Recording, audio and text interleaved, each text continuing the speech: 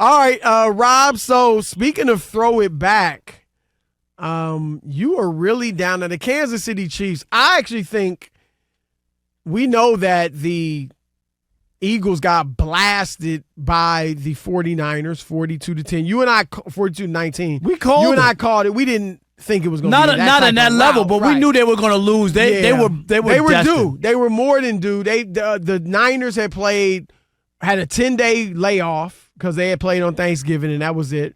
And the Eagles had played 3 games in the last 14 days. And, Rob, they were all big games. Buffalo, Dallas, and Kansas City. So that's a lot to go through physically and emotionally. And you saw in the second half they were worn out. But we'll get to them later. But the Kansas City Chiefs, I think this was arguably the worst loss of the weekend. They lost 27-19 to the Packers. And you see it, the 19 points. They used to score 19 in the first quarter in their sleep. And now they're getting that an entire game against a middling team. Now, granted, the Packers are on the rise a little bit, playing well. But still, that's a 6-6 ball club. Right, they're just 500. Yes, right, you should be able to handle them. So, and Rob, the offense, as I said, only 19 points.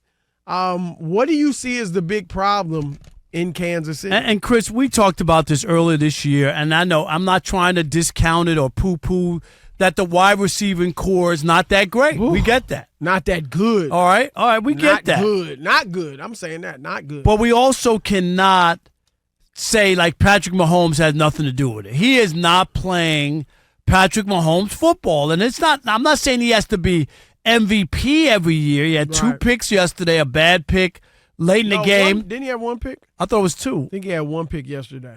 But the one at the end of the game, Chris, was that set up Green Bay. Right. That was the one. I mean, that was a big time interception there. And here's some numbers, Chris. Kansas City has scored fewer than 24 points in 8 games this year. The most such in a single season for the Chiefs since 2018. So this is a big downgrade. Was it?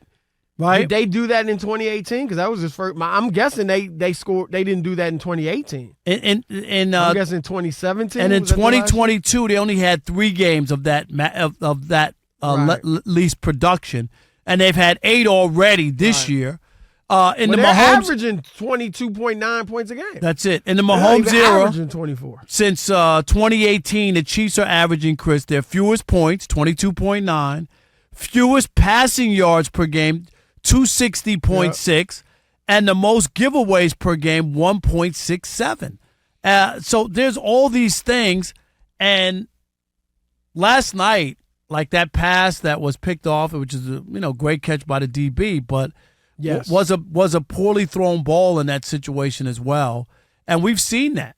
I told you in week 1 when they played the Lions. You remember they got the ball back? And I said that was typical Patrick Mahomes. Lions had a, what was it, 1-point lead. They were marched down, set it up, kick the field goal, and win that game. That's what he does. Right. That's what we're used to seeing, and it didn't happen. It was 4 and out, I think, on that. I don't even think they even got a first down. It was that bad. Right. But it's been a struggle, and I'm starting to look at it, and part of it is the receiving core, but part of it is Patrick. He just hasn't played as well as he has in years gone by. The guy was the MVP last year. It's undeniable that he is not having his typical Patrick Mahomes season. It's the worst season of his career. Now, so yes, he absolutely has something to do with this.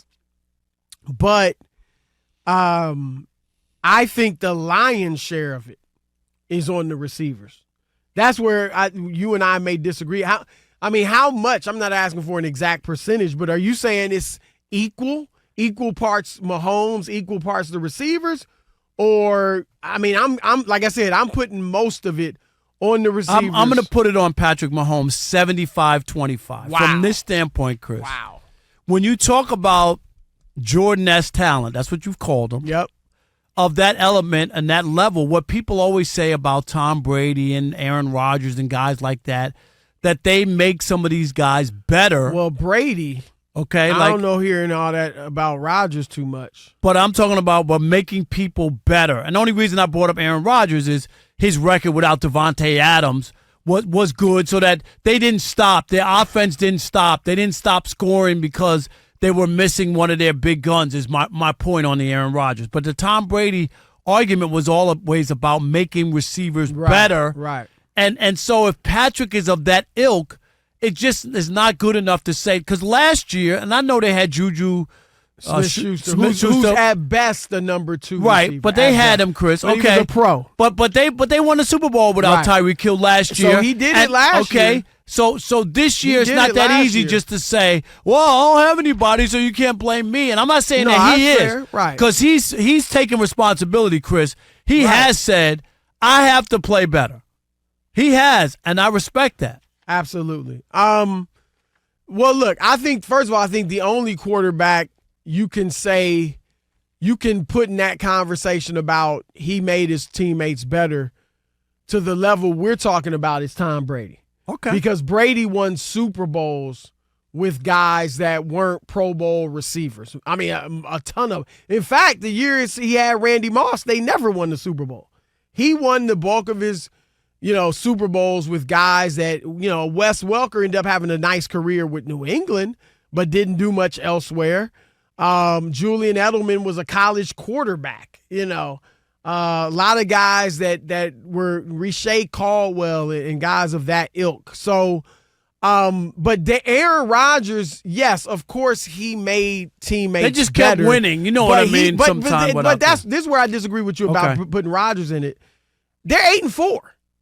They still could end up the number 1 seed. Like, they're going to make the playoffs. They're gonna be in the hunt. You and I both picked Baltimore in the AFC, but I'm certainly not writing them off. So if with Brady, you can talk about a guy that won Super Bowls with less than great receiving talent. Rodgers never did that. Most guys never did that. So that's why I think, I agree. When you start talking Mahomes and Brady, who I think is better than Brady, although you obviously can't call him the GOAT because he hasn't accomplished enough.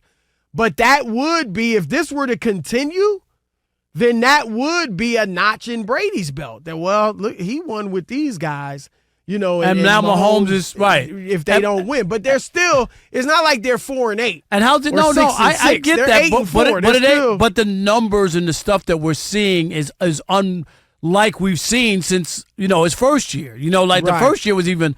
This is his worst year. When you see a guy 6 years in now, how many years has it been? 5 years? This is his 6th year. 6 years in, right? Yep. This is his 6th year. Yeah, and now the numbers are you saying he's washed? I didn't say he's washed. Now, I'm not. I don't think that's. I told possible. you earlier this year, Rob G. What did I say?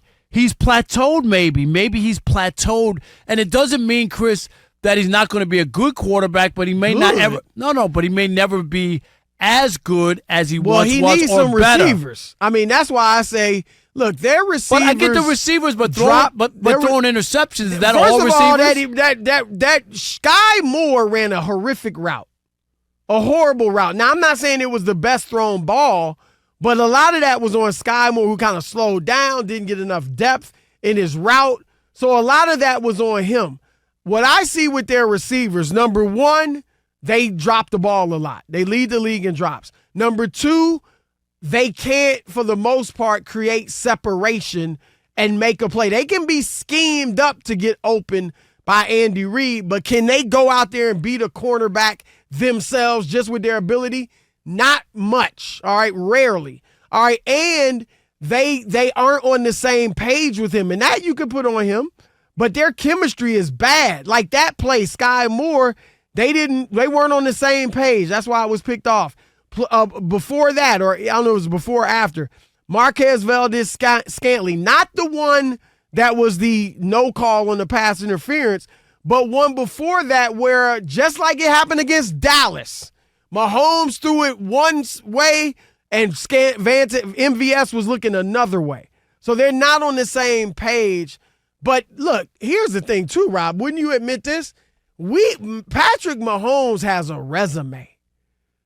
None of these other guys have a resume. So if I'm going to look at why isn't this like it used to be, why would I go against the guy with the resume who has proven that he is legit versus the guys who haven't proven it. And I'm not saying he's not somewhat to blame, but you said 75%. I can't see that. But here's the thing. I get that, and it's not a Lifetime Achievement Award. We know his accolades and his resume. But when you start looking at the numbers, he's now averaged under 7 yards per attempt. In 4 of his last 5 games, he's failed to record multiple touchdowns in 2 of those 5 contests. Like, you're starting to pile up, and you're starting to wonder, like, I get it, there's other guys out there, and maybe they're not the greatest, but there are mistakes he's making as well.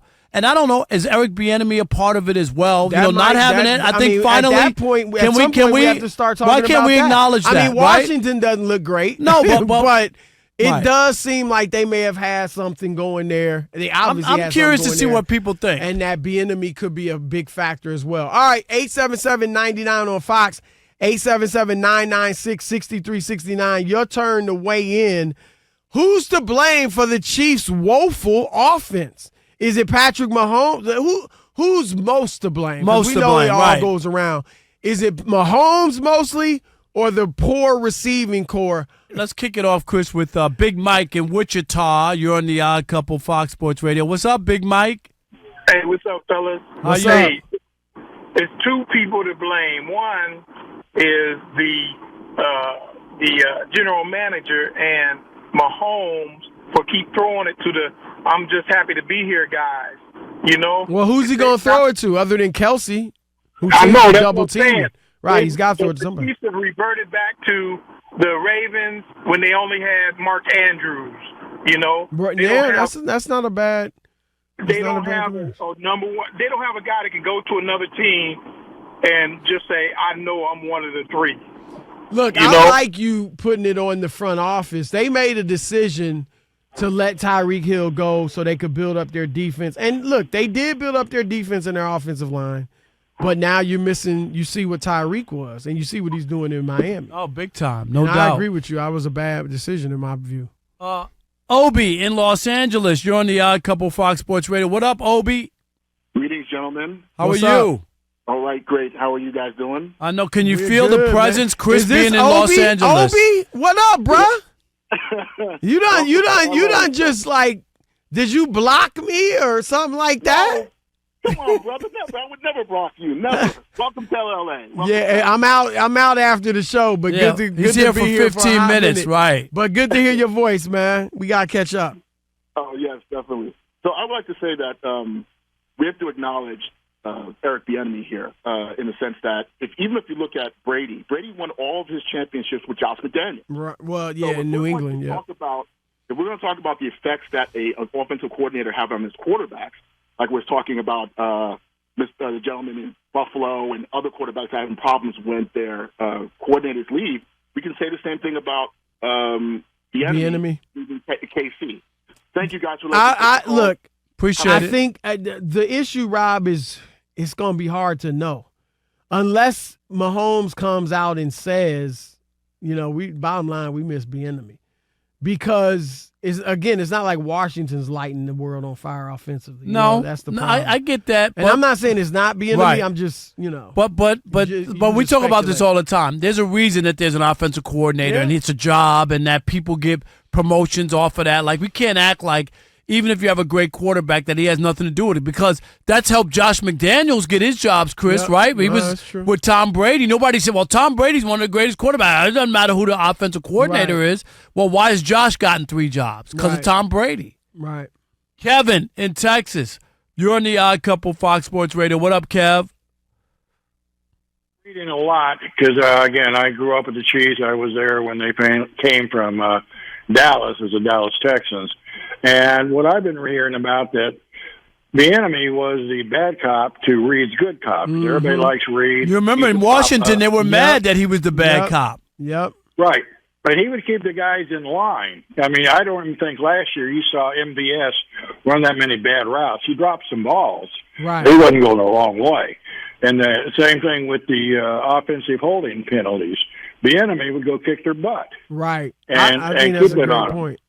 I think that's a great point. And I also, Rob, people that were around the Patriots or even worked with the Patriots when Tom Brady was there, they would tell you he would get on guys too, privately. We've seen him. But a he little would, bit. yeah. I mean, if you weren't doing your part as a receiver, you were going to have problems with Tom Brady. Everybody I has don't a know job if to do. Mahomes is like that.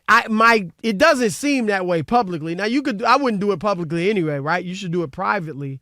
But I don't even know if he's that type of guy, Rob. He seems more like probably the nicer guy. You know what I mean? Like that's not going to jump on these guys. But somebody needs to. And remember, I told you that's what Richard Sherman said. That Bieniemy was, would be on those guys like, you better produce or you're not going to be playing. And it worked last year. It's not working this year.